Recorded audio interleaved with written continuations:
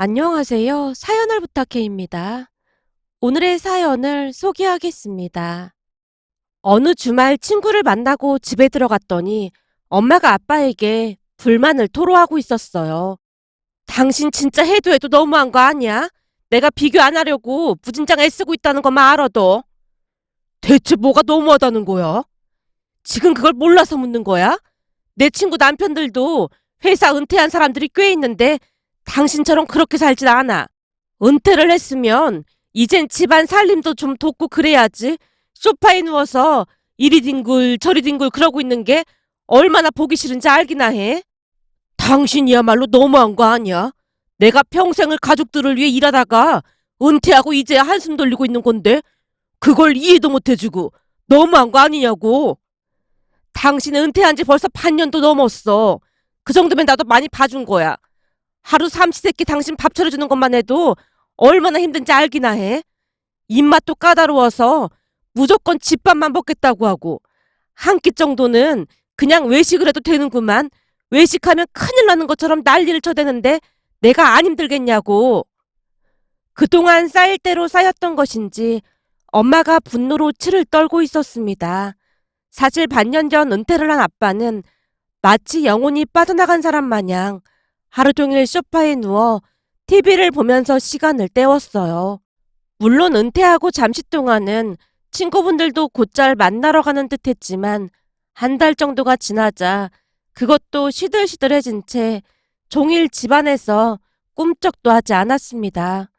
그러다 보니 날이 갈수록 엄마의 불만이 쌓여갈 수밖에 없었어요. 엄마는 활동적인 사람으로 여기저기 모임이 많았는데 아빠가 은퇴를 한 뒤로는 삼시세끼 밥을 챙기느라 옴짝달싹 못하고 있었거든요. 처음에는 엄마도 기쁜 마음으로 아빠에게 밥을 해줬는데요. 날이 갈수록 소파에 누워서 꼼짝도 하지 않는 아빠로 인해 어마어마한 스트레스를 받고 있었습니다. 그날도 엄마 목소리가 점점 높아지고 있었기에 제가 엄마를 말렸어요. 엄마, 힘든데 오늘 저녁은 외식할까? 엄마 좋아하는 콩국수 어때? 집에서 한 발자국도 안 나가는 네 아빠가 외식한다고 하겠다. 라며 엄마가 아빠를 바라봤는데요. 아빠가 은근슬쩍 방 안으로 들어가고 있었습니다. 그 모습에 아빠에게 물었어요. 아빠, 콩국수 어때? 콩국수 먹으러 가자. 귀찮게 뭐하러 나가? 그냥 집에서 대충 때우지. 저봐라 저봐. 내가 밥순이도 아니고 맨날 밥 해드느라 아주 미치겠다니까. 엄마가 다시 버럭했지만 그러거나 말거나 아빠는 방으로 들어가 버렸습니다. 그런데 잠시 후 오빠 부부가 왔고 문을 열어주던 엄마가 물었어요. 니들이 웬일이야? 날씨도 덥고 같이 외식이나 할까 해서요. 어머님 콩국수 좋아하시잖아요. 같이 나가요. 남편보다 자식들이 훨씬 낫네. 새언니 입에서 콩국수라는 말이 새어나오자 엄마가 미술을 머금은 채 넋두리 같은 혼잣말을 했는데요. 엄마 얼굴은 살피던 새언니가 조용히 물었습니다. 어머님, 그게 무슨 말씀이세요? 무슨 말이긴 뭐가 무슨 말이겠어. 평생을 같이 산 남편이란 사람은 마누라가 뭘 좋아하는지도 모르고 있는데 시집 온 지 2년밖에 안 된 며느리가 내 마음을 더 알아준다는 말인 거지. 그나저나 혼자 계신 바깥사돈이나 챙기지 뭐 한다고 여기로 왔어. 말씀드렸잖아요. 어머님 좋아하시는 콩국수 먹으러 왔다고요. 같이 콩국수 먹으러 가요. 난 가고 싶은데 네 시아버지가 꼼짝도 안 하잖니. 아주 속이 터져 죽겠다. 그럼 제가 가서 한번 말씀드려 볼게요. 라며 새언니가 안방으로 들어갔는데요. 뭐라고 잘 말을 했는지 잠시 후 아빠를 모시고 나왔고 다 같이 콩국수를 먹으러 갔어요. 그런데 콩국수를 먹자마자 아빠는 바로 집으로 들어갔고 우리는 카페에서 수다를 떨었는데요. 엄마가 아빠 때문에 힘든 부분을 일일이 나열하고 있었습니다. 이건 뭐 하루 종일 리모컨 들고 소파에만 누워있다니까. 이제 은퇴를 했으니까 집안 살림도 좀 돕고 해야 될 거 아니야. 가장 큰 문제는 그 밥이야 밥. 삼시세끼 밥 해대느라 아주 몸살이 날 지경이야. 생각해봐라. 외식도 싫어하지. 몇 끼마다 국이나 찌개 없으면 밥도 먹지도 않지. 내가 아주 짜증나 미치겠다니까. 진짜 집안일에는 손 하나 까딱하지 않는다니까. 저러다 내가 먼저 저 세상 가면 어떻게 살려고 저러는 건지 모르겠어. 라고 말을 하던 엄마가 깜짝 놀란 채 새언니에게 사과했어요. 예, 미안하다. 나도 모르게 그만. 아니에요, 어머님. 새언니가 수줍게 고개를 떨궜는데요. 사실 1년 전쯤 안사돈 어르신이 세상을 떠나셨거든요. 그로 인해 새언니 가족들은 여전히 많이 힘들어하고 있었습니다. 순간 말실수를 한 엄마가 멋쩍은 듯 눈치를 받고 새언니가 걱정스레 입을 열었어요. 은퇴하시고 약간 우울증 같은 게 온 거 아닐까요? 그렇잖아도 종일 TV만 보시는 것 같아서 조금 걱정이 되긴 했거든요. 뭘 한 게 있다고 우울증이 와? 한평생 다니던 회사를 그만두신 거잖아요. 아버님 같은 분들이 많다고 하더라고요. 사실 아빠도 엄마 돌아가신 뒤 식당에도 잘 안 나오시고 니네 혼자만 계시거든요. 그래도 바깥 사돈은 혼자 밥도 잘 챙겨 드시고 그럴 거 아니야. 그렇긴 한데 그래도 눈이 많이 공허해 보이더라고요. 아마 아버님도 그러지 않나 싶어요. 바깥 사돈이 식당에 안 나오시면 너 혼자 힘든 거 아니니? 저도 식당에서 일한 지 한참 되기도 했고 직원들도 그대로 있고 해서 그렇게 힘들 건 없어요. 혹시 힘들면 내가 가서 도와줄까? 아니에요. 괜찮아요. 걱정하지 마세요. 라며 새언니가 손사래를 쳤는데요. 사돈 어르신 두 분이 하시던 식당을 새언니가 물려받았거든요. 새언니에게 오빠가 한 분 있는데 식당 운영에는 전혀 관심이 없어서 새언니가 물려받기로 했다고 들었는데요. 어느 날 갑자기 안사돈 어르신이 돌아가신 뒤 박하사돈 어르신이 아예 식당 일에서 손을 뗐고 새언니 혼자 힘겹게 운영을 하고 있었습니다. 물론 식당 직원들이 알아서 한다고 하지만 그럼에도 불구하고 챙길 것이 한두 가지가 아닌데 충격으로 박하사돈 어르신이 식당 일에 완전히 손을 떼는 바람에 새언니 고생이 이만저만이 아니었어요. 한동안 이런저런 이야기를 나누던 중 오빠가 어렵게 입을 뗐습니다. 식당에 단골 손님도 많고 매출도 계속 늘고 그래서 나도 회사 그만두고 본격적으로 식당 일을 해볼까 해. 회사를 그만두고? 어차피 내 월급보다 식당 매출이 훨씬 많기도 하고 이 사람 혼자 너무 힘들어 보여서 도저히 안 될 것 같아. 하긴 며느리 혼자 고생하긴 했지.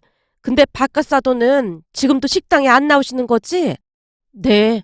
아무래도 평생을 엄마와 함께 했던 공간이라 그런지 식당에 나오면 엄마 생각이 더 나는가 봐요. 그렇긴 하지. 더군다나 갑작스레 그리 되기도 했고 두 분 사이가 워낙 좋았잖니. 두 분이 낚시 다녀와서 생선 가지고 오면 같이 요리도 해먹고 참 좋았는데 우리도 그때가 많이 그립다. 낚시도 몇 번 따라가 봤는데 손발이 어찌나 척척 잘 맞던지 부럽더라니까. 근데 바깥 사도는 그 뒤 낚시도 안 다니시는 거지? 네, 그 뒤 안 나가시는 것 같더라고요. 그래도 바깥 사도는 살림을 잘해서 얼마나 다행이니. 니들 아버지는 세탁기도 못 돌린다니까. 바깥 사돈처럼 살림 좀 척척 도와주면 얼마나 좋겠어. 라며 엄마가 긴 한숨을 내쉬었는데요. 엄마 심정이 조금은 이해가 되기도 했던 게 엄마 말처럼 아빠는 내내 소파에 누워서 꿈쩍도 하지 않았거든요. 그 모습을 매일같이 보며 걱정이 되기도 했고 이래저래 심란한 마음이 들었으니까요. 그 뒤 오빠는 회사를 그만두고 새언니가 운영하는 식당에서 본격적으로 일을 배우기 시작했습니다. 그리고 아빠는 여전히 소파에 누워서 시간을 보내고 있었어요. 그 바람에 시간이 가면 갈수록 엄마의 불만이 쌓여가고 있었고요. 그러던 어느 날 퇴근 후 집에 갔더니 엄마가 놀란 표정으로 입을 열었어요. 무슨 바람이 분 건지 네 아빠가 외출을 다 했지 뭐니. 점심때 나갔는데 아직까지 안 들어왔어. 뭐? 외출? 친구분들 만나러 가신 거야? 그야 나도 모르지. 점심때쯤 멀끔하게 차려입고 나갔어. 거기다 저녁까지 먹고 온다고 연락 온 거 있지? 그래서 말인데 우리 오랜만에 이 앞 치킨집에서 치맥 어때? 엄마 너무 신난 거 아니야? 그동안 내가 밥하느라 얼마나 고생을 했으면 이러겠어. 반찬도 한 번 먹은 건 절대 손도 안 댄다니까. 얼른 나가서 치맥 먹고 오자. 이런 자유가 또 언제 찾아오겠어. 엄마가 방으로 들어가서 후다닥 옷을 갈아입고 나왔습니다. 오랜만에 엄마 얼굴에 미소가 가득했기에 제가 물었어요. 엄마, 근데 아빠는 어디 간다고 말하고 간 거야? 몰라. 나한테는 일자리 알아보러 나간다고 하던데 그냥 하는 소리겠지 뭐. 뭐? 일자리? 무슨 일을 한다는 거야? 글쎄 말을 안 하냐 알 수가 없지. 근데 종일 집에 있는 것도 고역이라 네 아빠도 일하는 게 낫긴 할 거야.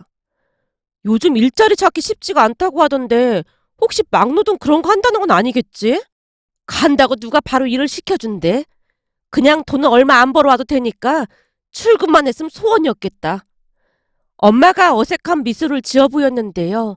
두 분을 위해서라도 아빠가 소소하게 일을 하는 게 낫겠다는 생각마저 들었습니다. 그런데 그날 밤 늦게 들어온 아빠가 기쁜 목소리로 말했어요. 나 다시 취직했어. 뭐? 취직? 설마 무슨 막노동 그런 거 할 생각이면 꿈도 꾸지 마. 그런 거 하다 다치면 큰일 나니까. 그런 거 아니고 그냥 괜찮은 곳에 취직했으니까 더 이상 묻지 마. 그니까 그게 어디냐고. 나도 말하고 싶은데 절대 비밀을 유지하라고 해서 그건 안 될 것 같아. 혹시 뭐 이상한 일 하고 다니는 거 아니지? 글쎄 아니라니까. 근데 일도 별로 안 힘들고 나한테는 아주 딱이야. 아빠가 싱글벙글한 채 좋아서 어쩔 줄을 몰라 했습니다. 그 뒤 아빠는 매일 아침 출근을 했는데요. 이상한 점이 있다면 아침 식사를 하지 않고 그냥 출근을 했습니다. 그 모습에 엄마가 의심 가득한 표정으로 제게 물었어요. 아무리 생각해봐도 뭔가 이상하지 않니? 뭐가 이상하다는 거야? 아니 평생을 내가 해주는 아침밥 먹고 출근하던 사람이 밥을 안 먹고 그냥 간다잖아. 그건 아빠가 회사 가서 먹는다고 말했잖아. 그게 뭐가 이상해? 그니까 또 수상쩍다는 거야. 요즘 어떤 회사가 아침밥까지 주냔 말이야. 간혹 보면 그런 회사가 있긴 해. 거기다 아빠가 일찍 출근하잖아. 그럼 아침밥을 줄 수도 있지. 요즘 아빠 표정도 밝아지고 좋기만 하구만. 아빠가 다시 일해서 엄마도 좋잖아. 그러니까 괜한 의심하지 좀 마. 엄마에게 별일 아닌 듯 말하긴 했지만 사실 마음속으로는 저도 뭔가 이상하다는 생각이 들긴 했습니다. 하지만 그 뒤에도 아빠는 아침 일찍 일을 하러 나갔고 어느 날 엄마에게 이상한 부탁을 하기도 했어요. 우리 회사에서 내일 야유회 가는데 그 밑반찬 몇 개만 싸줘봐. 밑반찬? 회사에서 야유회를 가는데 무슨 밑반찬이 필요해? 글쎄 준비하라고 하면 그냥 준비 좀 해줘. 그 뭐냐? 깻잎김치랑 양파절임? 그것도 꼭 싸주고. 여보, 대체 무슨 회사인지 말 좀 해주면 안 돼? 내가 친구들한테 물어보니까 요즘 일자리 준다고 사기치는 회사가 한두 군데가 아니래. 당신 혹시 그 회사에 돈 갖다 주고 그런 거 아니지? 그럼 무조건 사기니까 두 번 생각하지도 말고 바로 나와. 알았지? 사기는 뭔 놈의 사기야. 우리 사장님 신용은 내가 보증하는구만. 아빠가 오히려 큰 소리를 치고 있자 엄마가 놀라서 외쳤습니다. 당신네 회사 사장을 언제부터 알았다고 그런 말을 하는 거야? 당신 진짜 사기꾼들한테 걸려든 거 아니야? 내 친구 영자 남편이 형사잖아. 알아봐 달라고 할까? 형사 같은 소리 하고 있네. 우리 사장님 신용은 내가 보증하니까 걱정하지 마. 매달 당신한테 월급 한 푼 안 쓰고 몽땅 가져다 주는데 뭐가 의심스럽다는 거야? 당신 말 한 번 잘했어. 그 월급만 해도 그래.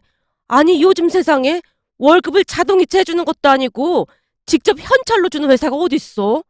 명자 남편 말로는 이건 100% 사기꾼들 수법이래. 글쎄 우리 사장님 그런 사람 아니라니까. 그럼 대체 뭔 일을 하는지 말이나 해줘봐. 글쎄 회사 기밀이라니까 왜 자꾸 귀찮게 해. 그 밑반찬 해주기 싫으면 그냥 말던지. 아빠 표정이 전에 없이 싸늘하기만 했습니다. 그 모습에 엄마가 더 걱정할 수밖에 없었는데요. 방으로 들어가는 아빠 뒷모습을 보며 엄마가 걱정스레 다시 입을 열었어요. 얘, 네 아빠 많이 이상하지 않니? 그러게. 회사 얘기만 나오면 왜 저렇게 화를 내는 거지? 그것뿐만이 아니잖아. 요즘은 밥 먹으면 설거지도 해놓질 않나? 거기다 오늘 점심도 네 아빠가 차렸잖니. 너도 생각해봐. 지금껏 네 아빠가 살면서 설거지 한 번은 한 적이 없잖아. 라며 엄마가 양미간을 잔뜩 찌푸린 채 불안에 떨고 있었습니다. 하지만 저는 그런 엄마 심정이 충분히 이해가 되었는데요.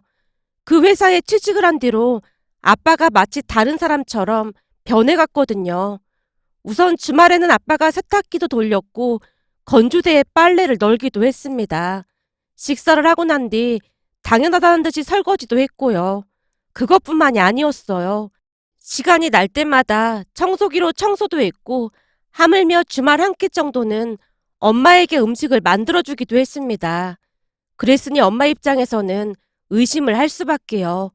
하지만 아빠는 그저 입을 꾹 다문 채 회사 이야기는 일체 꺼내지도 않았습니다. 홀로 생각에 잠긴 채 이런저런 추측을 하고 있던 제게 엄마가 다시 물었어요. 근데 무슨 회사가 월요일부터 야유회를 가고 전에는 주말에도 일한다면서 나가고 그랬잖아. 내가 볼 때 분명히 뭔 사달이 나도 단단히 난 거야. 명자 남편 말로는 사기꾼들한테 제대로 걸리면 쫄딱 망하는 건 순식간이라는데 걱정이 이만저만이 아니다. 내가 이런 말하기 좀 그렇긴 한데 여자 문제? 그런 건 아니겠지? 뭐? 여자 문제? 엄마, 아빠 듣겠어. 조용히 좀 말해. 우리 회사 선배 남편이 바람을 피웠다는데 집에는 그렇게나 잘했다잖아. 그러다 보니까 2년 동안이나 바람 피우는지 전혀 몰랐대. 그 선배 남편도 맞벌이 하면서도 집안일은 손도 안 댔었는데 어느 날부터 밥도 하고 청소도 하고 빨래도 하고 그러더래. 그래서 선배는 사람 됐다고 막 좋아했는데 나중에 보니까 2년 동안이나 바람을 피우고 있더래. 원래 그런 사람들 특징이 잘못한 걸 감추려고 집에는 더 잘한다고 하더라고. 근데 아빠도 조금 이상한 것 같지 않아? 설마 다른 사람도 아니고 네 아빠가 바람을 피울까? 그건 좀 아니다. 말도 안 된다는 듯이 엄마가 세차게 고개를 가로저었습니다. 그 뒤에도 아빠는 집안 살림도 잘 도왔고 정말 좋은 남편이 되어갔다고 해야 할까요? 아빠가 달라진 모습에 약간 걱정을 하긴 했지만 엄마도 싫지는 않은 듯해 보였습니다. 그러던 어느 날은 저녁 식사를 하고 역시나 아빠가 설거지를 하고 있었는데요. 아빠 휴대폰이 울리는 듯 하더니 이내 큰 소리로 아빠가 전화를 받았습니다. 아, 예, 사장님. 아닙니다. 나이가 많건 적건 사장님은 사장님이시죠.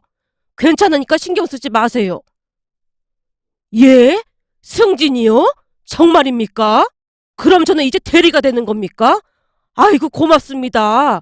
근데 월급은 안 올려주셔도 됩니다. 아닙니다. 요즘 사장님 덕분에 제가 더 살맛이 나는걸요. 라며 한참 동안 통화를 하다가 끊었는데요. 엄마가 아빠에게 추궁하듯 물었습니다. 뭐야, 당신 승진했어?